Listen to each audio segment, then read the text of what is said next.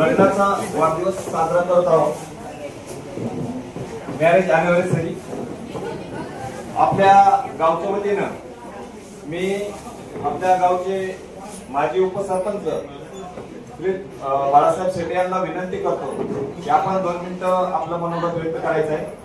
पाहुण्यांच्या उपस्थितीत मधुकर सकाराम ने आणि सुमन मधुकर ने यांची 35वी लग्नाचा वाढदिवस 43वी लग्नाचा वाढदिवस आहे।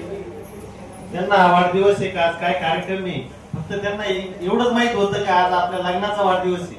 त्यांना माहितच नव्हतं का पुढे काय कार्यक्रम आहे आणि काय घडामोडी चालल्यात। कालच मला आशिषचा फोन आला आणि सांगितलं की मामा उद्या पप्पाचा मम्मीचा आपल्याला हॅपी अॅनिव्हर्सरी एकत्र काढणं आणि ते स्वातंत्र्य सैनिकाबरोबर खूप मोलाचं कार्य मावशीने केलेलं आहे। स्वातंत्र्य सैनिक किती स्ट्रिक्ट असतात, किती कडक असतात, शिस्तीचे असतात, मुलांना ती शिस्त लावतात, त्यातूनच नवीन भावी नागरिक हे आपल्या देशाला मिळतात।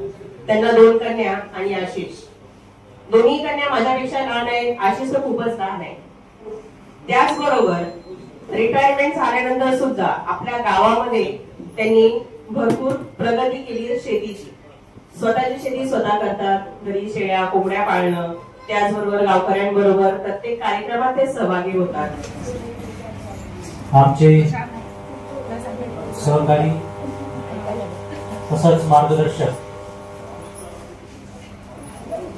आदरणीय मधुकरजी नेहे यांच्या लग्नाचा 42वा वाढदिवस आणि त्यांच्या मुलानं आशिषनं हा सर्व जो कार्यक्रम आहे तो एकदम म्हणजे त्यांना सरप्राईज या ठिकाणी आपल्या आई वडिलांना दिलं।